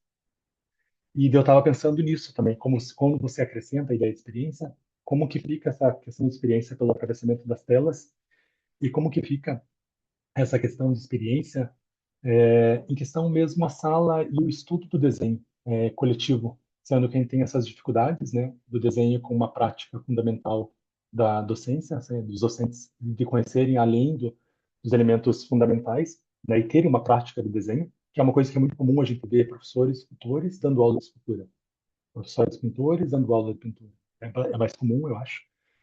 E, e tem mais uma pergunta que eu vou emendar três para você, Gustavo, porque eu sei que você é fera. Que Eu não ele, sei se eu entendi essa anterior aqui da prática de perdão. desenho para os professores. Eu penso assim, como que você pensa no desenho em relação à prática de ensino? Como que se aborda essa questão de pensar o desenho como uma experiência do corpo diante e não só orientado por técnica, né? Mas quando a gente pensa a didática mesmo, o ensino do desenho e a aprendizagem do desenho, já que a gente é tão regimentado por estruturas bastante engessadas. E por fim, tem uma pergunta que chegou aqui, e eu acho que ela condiz um pouco com esse universo, que é como que fica essa questão da experiência também em relação ao uso de IA na arte, especialmente no desenho hoje, esses atravessamentos. Então, uma é sobre o ensino, outra é sobre a mediação das telas e a outra é sobre a IA. É um combo. Assim. E muito obrigado mais uma vez. Massa, obrigado pelas questões, é muito boas. Cara, esses autores, depois a gente tem que trocar um pouco de. Essa autora eu não tenho na lista ali. Eu estou pegando autores agora na pesquisa, especialmente inspirado pela minha banca do mestrado aqui, que eu convidei a Edith Derdick, que é uma. Na verdade, eu convidei quem eu mais admirava hoje no Brasil, assim, em termos de que consegue conciliar prática e teoria, que é o Marcos Beccari, que é meu orientador, como eu queria, e a Edith Derdick como parte da banca, né? Então, ela tem uma bibliografia excelente sobre esse tema também. Mas depois vamos trocar umas figurinhas aí. Marlon, eu quero pegar contigo os nomes. Cara, o Galileu, ele não aponta para baixo a luneta, ele aponta para cima. Esse foi a grande descoberta, né? Quando ele faz, porque os navegadores genoveses usavam para ver o navio à distância, para se defender de piratas e tal. Quando o Galileu faz isso aqui, né? Ele ergue em 90 graus, ele altera o tamanho do mundo, né? Do universo, porque ele consegue provar, olhando os astros, ele consegue provar que a Terra é redonda, que a Terra gira em torno do Sol. Ele muda completamente a história por uma mudança de ângulo, né? Você falou para baixo, é muito interessante, não? Porque a luneta ela faz o efeito inverso, né? Ela aproxima o que está muito distante e distancia o que está muito próximo. Na microbiologia, para se poder ver. E assim ela altera fundamentalmente o nosso lugar do universo, nosso tamanho no universo, né, Malu? Eu não tinha me dado conta de que ele virou para baixo também, a luneta. Cara, as telas. Deixa eu começar respondendo aí. Acho que alguém perguntou aí do IA, né? Eu vi. É, sabe aquelas. Deixa eu abordar de outra forma. Eu vejo um problema nas telas, nos celulares, etc. Mas não é por conta das telas dos celulares, etc. O problema é que, olha pra gente agora. Bom, tá todo mundo com a câmera desligada, né? Só a Raíssa que teve coragem de mostrar a cara. Obrigado, Raíssa, é isso aí. Eu queria ver a cara de vocês porque eu quero saber com quem que eu tô falando. Mas ninguém se dá esse. Olha pra gente. Tá todo mundo há quase 2 horas sentado, com o corpo em 90 graus, parado, com as mãos sem fazer nada, e o rosto. Olha alguém no celular. Cadê meu celular? Como é que você tá? Como é que alguém no celular fica? Mas assim, o que falta aí? Esse eu acho que é o problema das telas, para mim. Principal problema, o problema mais catastrófico mesmo, é que eles vão nos fazer, não pelo conteúdo da tela, não interessa o que está dentro da tela, para mim. Eu acho que isso não é o grande problema, acho que em geral é bom. Eu uso muito celular, uso muito tela, acho bom. Gente, os livros, o livro é um objeto, é uma técnica também. Inclusive é um dispositivo tecnológico. Quando os livros aparecem, filósofos como Platão ficam contra o livro. Porque a teoria era boa, a ideia era assim, não, mas o livro, se você escreve e fica fixo, a memória deixa de ter função. Aí a gente vai ficar burro.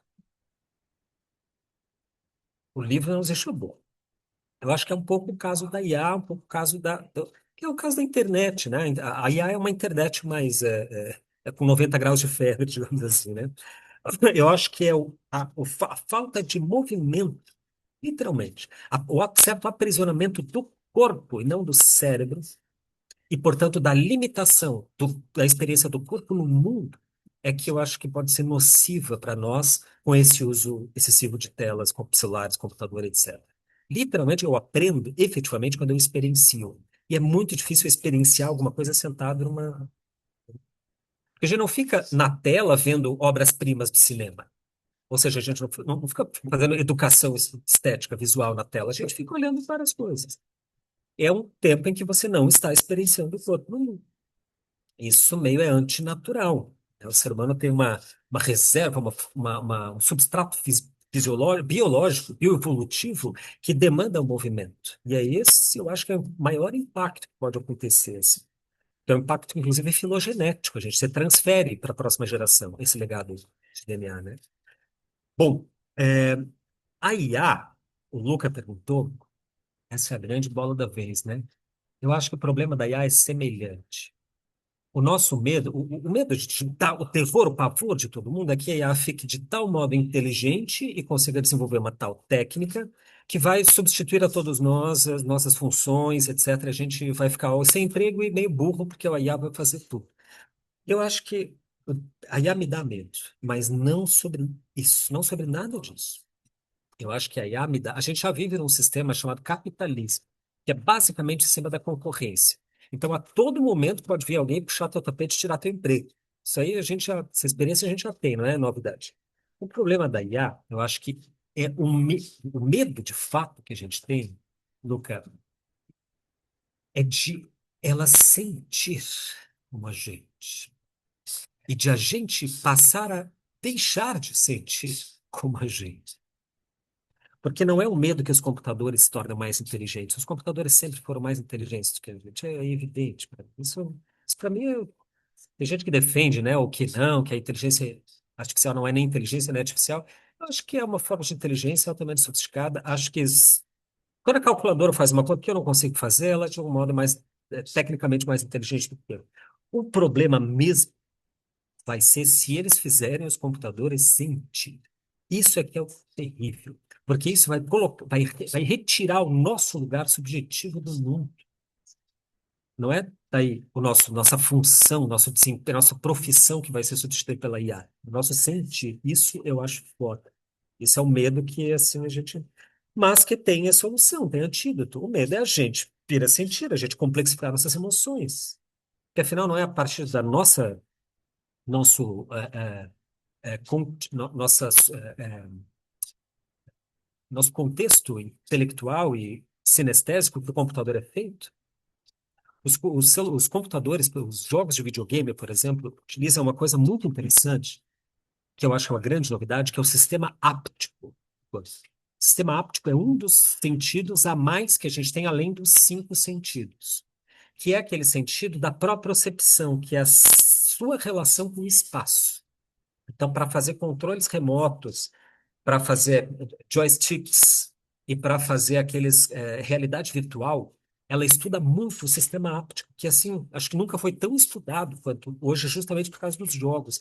Isso eu acho uma coisa muito interessante, porque a gente está perdendo sensibilidade áptica, de propriocepção por conta do uso das telas, etc. Talvez, quem sabe, essa mesma tecnologia venha nos dar de novo essa experiência áptica, né? Que ela nos tira, que em geral as telas nos tiram. Cara, mas respondendo as outras perguntas do Marlon, a academia, em relação ao desenho, né? Vou falar do ensino do desenho, que achei bem boa essa tua pergunta, Marlon. A minha dissertação aí do mestrado, em duas frases, o tema é os limites da visão na experiência visual do desenho. Ou seja, por que que é tão difícil desenhar? O que que a visão efetivamente vê, o que que não vê, quais são as limitações, quais são os contingencionamentos biológicos, etc. E daí eu descobri que sim, que tem uma condição biológica, homeostática, que nos impede de ver, porque o nosso olho não é exatamente feito para ver, Isso é estranho, mas ele é feito, ele é subsumido a uma função de sobrevivência. Então, ele é feito para a gente sobreviver melhor, em resumo. Não para ver exatamente, a visão é uma consequência, uma derivação de outra função original dos olhos. Então, a gente é biologicamente programado para não ver. Para desenhar, portanto, que é um ato de ver, você precisa lutar contra a própria dinâmica biológica. Isso é uma das coisas que torna difícil. Mas outra dificuldade do desenho é de ordem psíquica. Essa é a mais difícil de estudar, é a mais interessante, que é, existem contingenciamentos psíquicos do ato de ver. A gente não vê porque a cultura reduz e limita a nossa capacidade de ver. E o ensino do desenho, ele é um pouco refém disso. Porque como é que a gente aprende a desenhar? Assim, né? Sentado, parado, no corpo 90 graus, com uma prancheta na mão desenhando. É bem assim. É a mesma posição do celular. O que que tem de problemático disso? É que você está justamente reduzindo a ação desenhística à pura cognição. Ou seja, o ato de ver é cognitivo, você não precisa mexer o corpo, só precisa do teu olhar e do modelo, do objeto, da referência, né? Enfim, e daí eu comecei a desenvolver a partir disso na pesquisa e eu termino arriscando ali uma nova metodologia, que é uma tentativa de ensino do desenho, tirando o corpo do lugar. Quem começou isso, por acaso, foi a Betty Edwards. Vocês conhecem, né? Desenhando com o lado direito do cérebro, livro famoso dela. Ela teve uma intuição genial. E por conta dessa intuição que ela teve de estudos na época da neurociência, que estava aparecendo assim, ela propôs alguns exercícios para fazer que ela chamava, né, para ativar o lado direito do cérebro. Isso não é verdade, não procede cientificamente. Ela mesma admite umas edições depois. Mas funciona. Por quê? Porque dela, um dos exercícios, por exemplo, é você pegar a referência e botar de cabeça para baixo. Outra é você olhar os negativos da forma. Isso tudo melhora teu desenho, porque desloca um pouco justamente a tua propriocepção em relação ao corpo e a referência. Você não tem mais aquele padrão da referência aqui, você aqui sentado para desenhando, entende? Só o fato de alterar um pouco a referência, ela altera um pouco até a posição do corpo. E eu acho, hoje, eu acredito que a posição com que a gente desenha incide profundamente no nosso aprendizado do desenho. Eu acho que é preciso ensinar alguma coisa de desenho na academia, não tudo. Antigamente eu sofri muito aí no centro de arte, gente, porque hoje vocês pegaram um momento completamente diferente do centro de arte. Por exemplo, que tem o Marlon Anjos e a professora Josiele com o Apotec. Se não conhecem, vão lá conhecer o Apotec. E fazem uma coisa que no meu tempo não só não se fazia, como era meio que proibido, era muito mal visto. Que é o quê? Desenhar. Desenhar.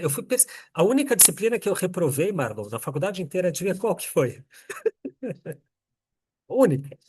Desenho, evidentemente, porque daí a professora me perseguia, né? A professora tal, inventou uma justificativa lá, disse que eu não tinha, me reprovou em desenho. Por quê? Porque se entendia a arte contemporânea e pós-moderna de uma forma meio ruim, meio errada, meio equivocada, que era assim, a arte só pode, não faz mais sentido você usar as categorias tradicionais da arte. Então você só pode trabalhar com categorias não tradicionais. Instalação, ensaio específico, videoarte, performance, etc, etc. Isso é má compreensão da arte contemporânea. É má compreensão completamente da história, né? E eu sofri, eu era perseguido mesmo. Meus professores não aceitavam trabalhos quando eu tinha figuração, quando eles usava técnicas tradicionais, não aceitava. Eu tive que performar, fazer performance, performava a performance, para te ter nota. Então, fazer os trabalhos em arte conceitual, etc., para ter nota. Eu sempre odiei aquilo. Nunca gostei de arte conceitual, mas tinha que fazer, porque senão não passava na disciplina. Aquela época, eu achava que a academia tinha que ensinar desenho, pintura, técnicas, etc. E o meu princípio era simples, é porque eu aprendi técnica na infância, em ateliês privados, eu tive um mestre na minha infância, etc. E foi para a faculdade para aprender a ser artista. Como é que funcionava a cabeça de um interiorano que veio do interior do estado e quer ser artista? É que aprender a ser artista é aprender técnica. Eu imaginava, vou fazer artes visuais, fiz a prova, passei, eu fui em segundo lugar, agora eu vou aprender técnica. Daí cheguei lá, não tem nada de técnica e a técnica é perseguida. Imagina quantos, 5 anos eu sofri. Eu fui presidente do DART duas vezes para tentar me defender um pouco dos abusos que eu sofria. Ainda existe o DART, o Diretório das Artes? Vocês têm esse nome, o DART? Eu desconheço. Alguém vai precisar de ajuda aqui. Os alunos Então, aí, por Mariana. favor. desconheço. Não conheço, não. Nossa, que deprimente isso, mano. O DART é o Diretório das Artes, é o diretório acadêmico, centro acadêmico que englobava todos os cursos. Design, moda, Ah, desenho, teatro. centros acadêmicos a gente tem, acho que mudou o nome.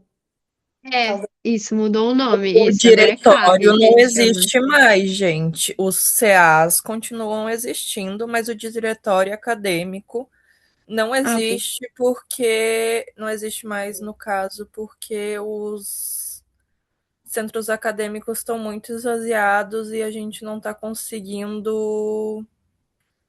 ah, não tem gente suficiente para fazer uma eleição do diretório acadêmico, a gente não está conseguindo se juntar, não consegue se. A palavra não é essa, mas não consegue se combinar, no caso. Entendi. É, talvez vocês, claro, desconheçam esse contexto, porque foi há 20 anos atrás, né? Eu me formei em 2005, entrei em 2001, né? Mas o que acontecia? Tinha o DART, não tinha centro acadêmico. E quando eu saí, no finalzinho, já tinha uma tentativa da direção de dissolver o diretório acadêmico para justamente formar centros acadêmicos. Por quê? Porque o diretório tinha muito poder. Tinha poder mesmo. A gente sabia tudo. A gente chamou uma greve. A gente fez uma greve na UDESC inteira. Acho do diretório, porque você agrega muita gente, né? Você tem um poder de representação muito grande. Então, eles conseguiram pulverizar o DART. Ó, fica uma pauta política interessante para vocês aí que estão se formando, né? Voltar ao diretório, tá? Pode ter o centro acadêmico, mas também o diretório. É assim nas federais, cada centro tem o seu centro acadêmico, mas existe um DCE, que é o Centrado de Estudantes. Ele tem muito mais poder, porque daí ele fala direto nos conselhos, entendeu? A gente tinha lugar no Consune, no Conselho de Centro, foi representando. Enfim, essa parte mais política eu fiz um pouco para me defender desses ataques. Um pouco por ética e consciência política, mas também um pouco para me defender. Porque porque eu achava que dentro da academia tinha que ter desenho e técnica. Hoje eu penso diferente. Eu acho que a academia faz ciência. Então, a academia tem que ter teoria. Se tiver teoria, já está muito boa.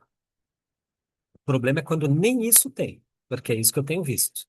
Eu tenho muitos orientandos e alunos que são egressos de universidades. Eles não têm nem técnica e nem teoria.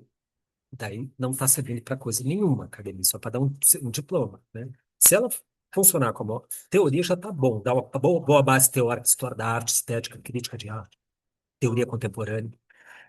Então, eu acho que você aprende desenho fora da academia hoje, por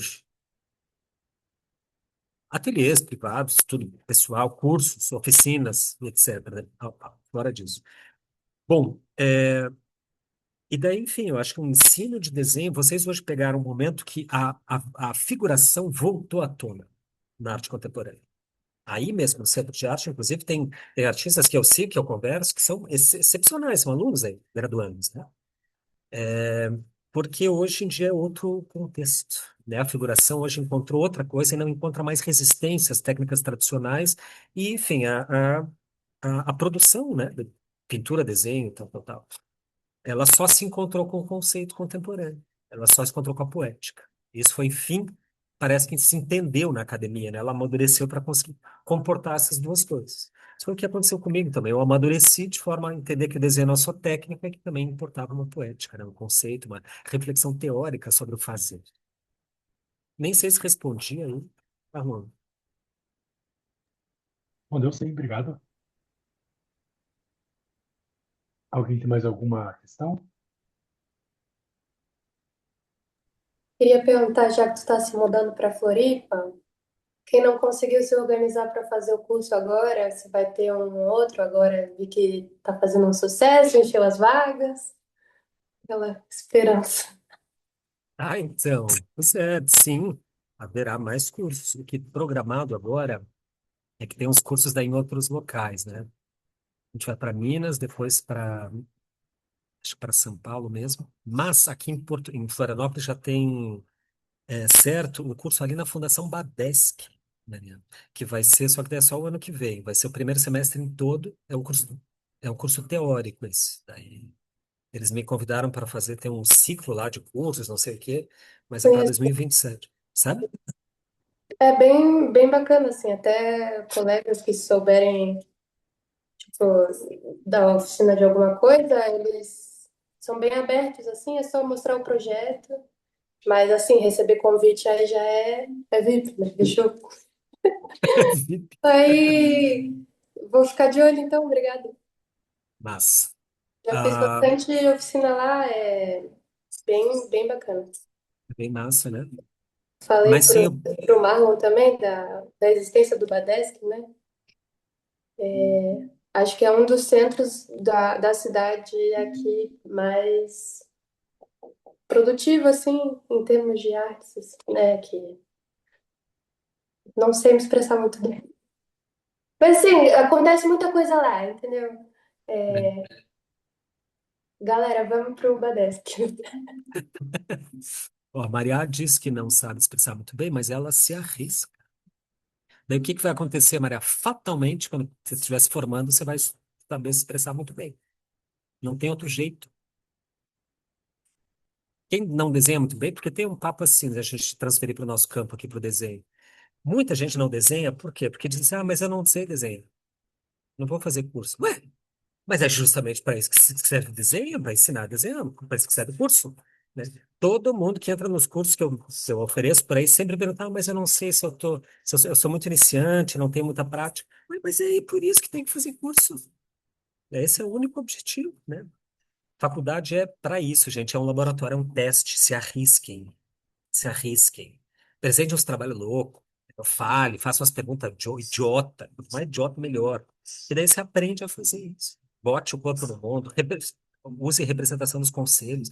Vocês têm lugar na representação no conselho do colegiado, no conselho de centro. Tá? Coloquem o corpo no mundo. É um espaço ótimo para aprender. Isso é que eu queria ter. Até fiz bastante, mas se eu soubesse isso na época, eu teria aprendido, aproveitar muito mais.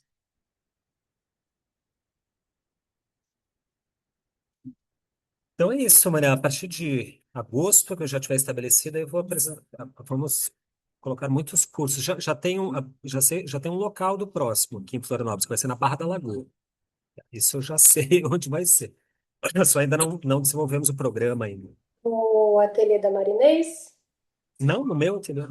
Ah, vai morar na É, Barra da Lagoa? Que esse delícia. semestre. Show. É, Boa aí, mudança. obrigado. Aí vamos propor uns cursos lá, mas aí eu publico, se vocês me seguirem aí nas redes, o Processos Poéticos é o perfil de cursos, aí ali a gente atualiza, assim. Eu achei legal que a escola Panorama é na frente do cemitério. E aí tem o negócio da anatomia, né? Vai ser bem. Muito bem observado, eu não tinha me dado conta disso. É bem legal lá. Eu fui tentar fazer um curso lá, mas aí depois veio a pandemia e a gente teve que parar. Ah, Mas é uma escola já tem né? Faz anos que estão aí. E aí é bem bonita a vista lá do cemitério. pode É crer. difícil ver um cemitério de cima, né?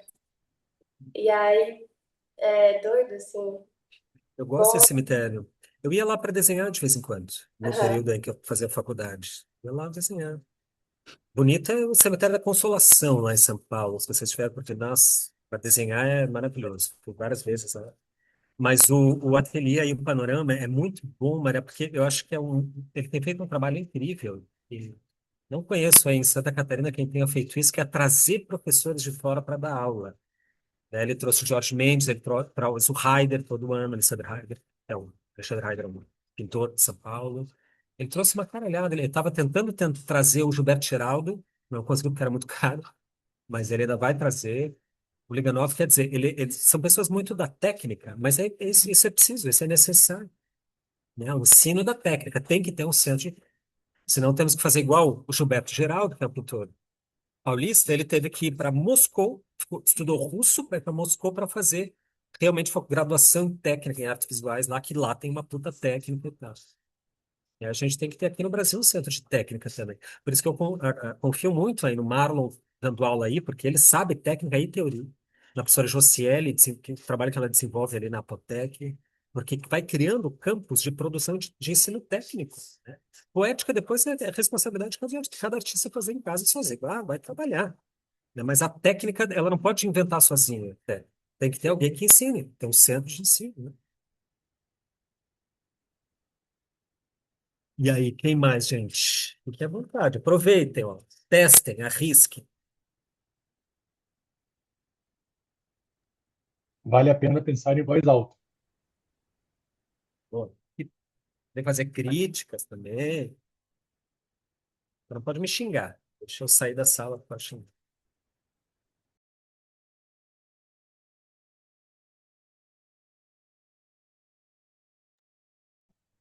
Oi, prof, tudo bem? Oi, professor. Desculpa, eu tô meio sem graça. Mas isso que você falou sobre você, tipo, se arriscar e manter é muito legal mesmo e é bem verdade. É meio isso, só comentário mesmo, porque eu acho que eu não tenho nenhuma pergunta agora, mas eu vi há uns tempos atrás na internet, assim, uma guria que ela resolveu que ela ia, tipo, fez a meta dela ser rejeitada 100 vezes. Então, toda vez que tinha qualquer situação, ela se metia lá para, tipo assim, na busca de bater o tique da rejeição, sabe? Ela não tinha nem batido as 100 rejeições, já tinha conseguido um monte de coisa, um monte de trabalho incrível, tipo, muito mais vitórias do que as rejeições, só porque ela teve, tipo, cara de pau, assim. Então, é bem isso. A gente tem que ficar mais ousado. Muito bom, cara. Perfeito. É estatístico. É estatística. Ele foi na estatística. Quanto mais eu me proponho, maior a chance de eu ser aceito. Tá? E provou porque a gente não pode nunca subestimar o nosso medo.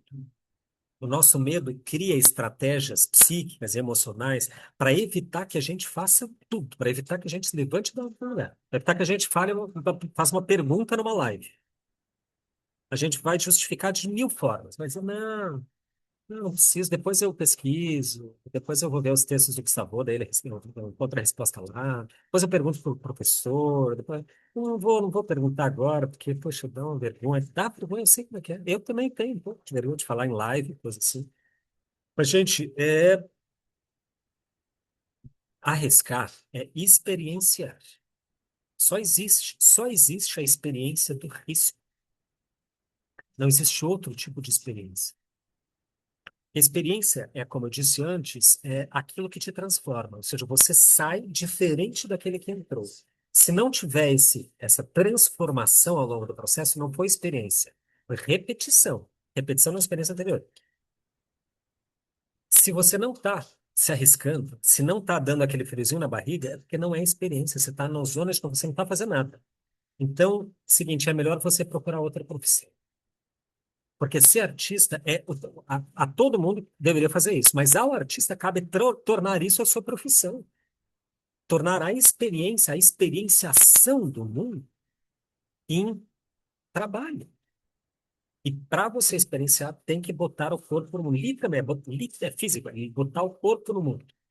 Ir nos lugares que você não vai, ver as coisas que você não vê, você não vai ouvir coisas que você sentir na pele, comer coisas que você não gosta. Porque o trabalho do artista não é só fazer o que gosta, só ficar na área de conforto, comer o que gosta, ver o que gosta, em lugar que gosta. O trabalho do artista é experienciar o mundo. E se você só come o que gosta, vai no restaurante, pede sempre a mesma coisa. Assiste a televisão, a série é a mesma série, as mesmas coisas, mesmo gênero, os mesmos amigos, vai para as mesmas festas, a mesma trabalho. É tudo igual, você está o quê? Repetindo, reproduzindo a mesma experiência. Ou seja, você está se privando de uma experiência nova. E aí, que tipo de artista você é? Que só tem uma experiência que atua? Tem um monte de artista ególatra, aí, sabe? Só que arte não é sobre você. Arte é sobre o mundo, sobre os outros, sobre quem vai ver o seu trabalho. Por isso que você está expressando para fora, não é para você.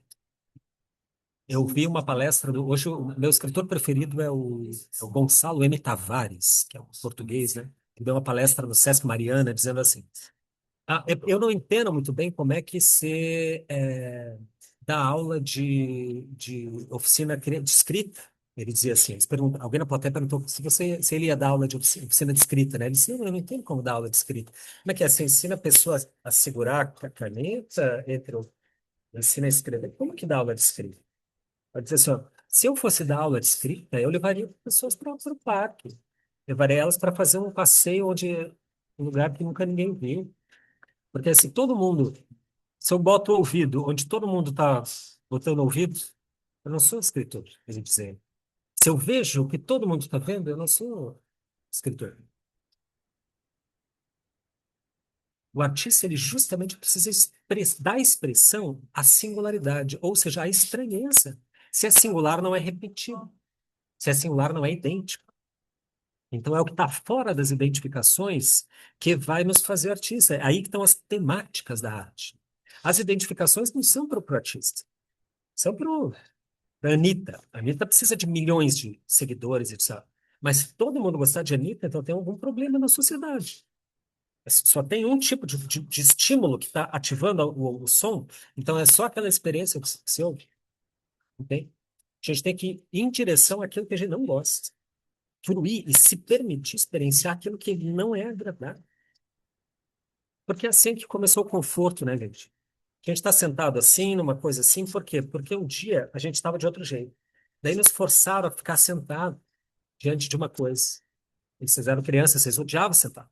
Daí te forçaram tanto que hoje você se sente completamente confortável sentado diante de uma coisa, na sala de aula. Ou seja, a nossa zona de conforto foi construída à custa de muito esforço, muito exercício de treino do desconfortável, de experiência de desconforto. Aí, Marlon, mais alguma coisa aí? Já Mais alguma alugamos coisa? demais essa turma, né? Eu acho muito legal esse elogio que você faz ao risco. E, ao mesmo tempo, como a gente tem essas contenções do corpo, né? Eu penso sempre na carteira, nas cadeiras, nas salas de aula, né? Como elas servem para conter. Ou mesmo a maneira instrumentalizada do conteúdo, ou do assunto, né? Muitas vezes não é nem o conteúdo. Como ninguém se manifesta, eu gostaria de saber se tem alguma pergunta que você gostaria de responder e não foi feita.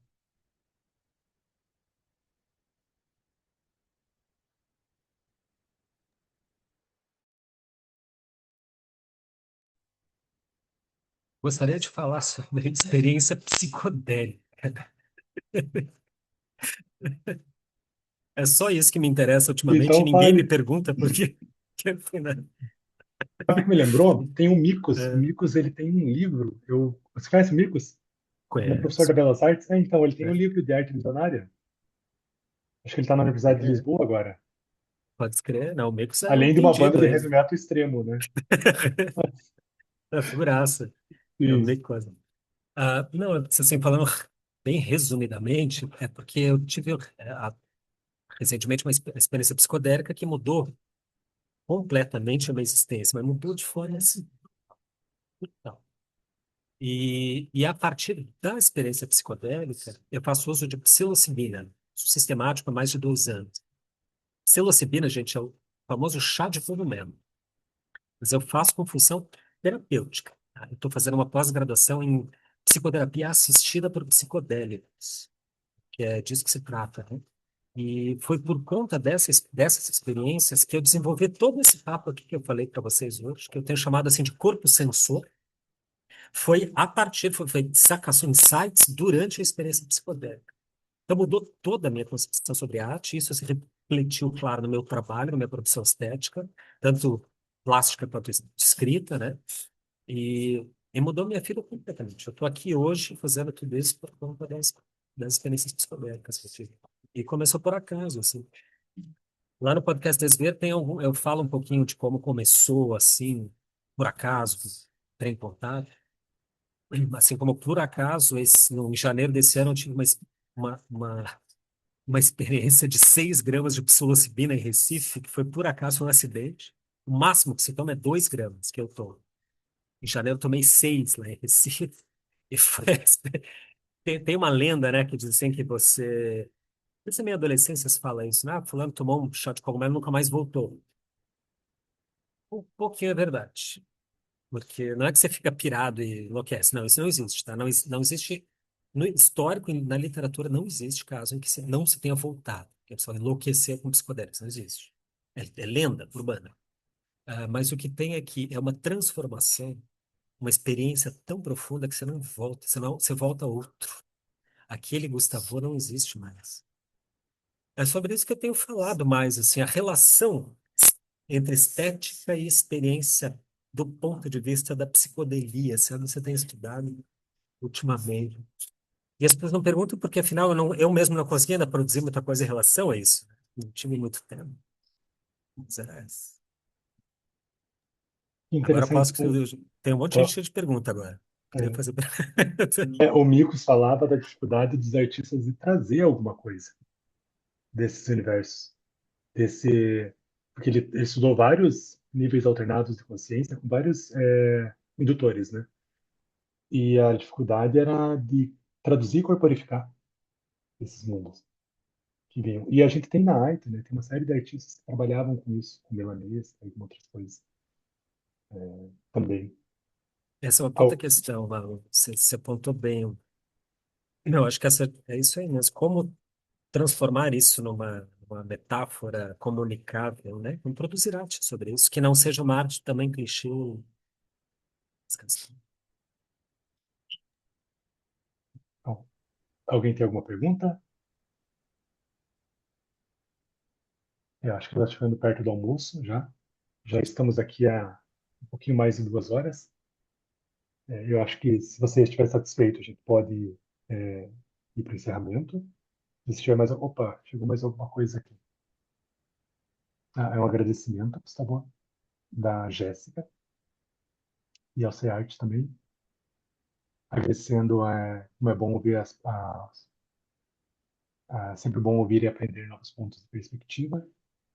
E eu acho que todo mundo está satisfeito com a fala e bastante grato. Tenho certeza que todo mundo aprendeu alguma coisa. Eu bastante, eu sempre aprendo muito te ouvindo. E eu gostaria mais uma vez de agradecer a presença de cada uma das pessoas que aqui estão e do seu tempo, dessa dedicação, de preparar uma fala para a gente, de receber de maneira tão generosa e ainda mais com os desafios que você teve de falha na rede, de entrar no café. Acho que fiquei feliz que também não veio ninguém atrapalhar no café, que a gente é um lugar inesperado, né? Ele não sabe o que pode acontecer, ele trabalha no improviso, assim. Então, agradeço demais essa disposição e generosidade sua, e bem como o tempo de todas as pessoas que permaneceram aqui até o fim, eu estava aqui um pouco antes. Muito, muito obrigado. Valeu, obrigado, pessoal. Valeu pela atenção, pelas perguntas. Qualquer coisa, estamos aí também nas redes, tá? Quem quiser nos procurar depois, ver informações sobre cursos. Tá? A gente de agora vão estar mais próximos aqui em Florianópolis, Santos de Artes. Beleza? Beijones. Tchau, tchau. Até.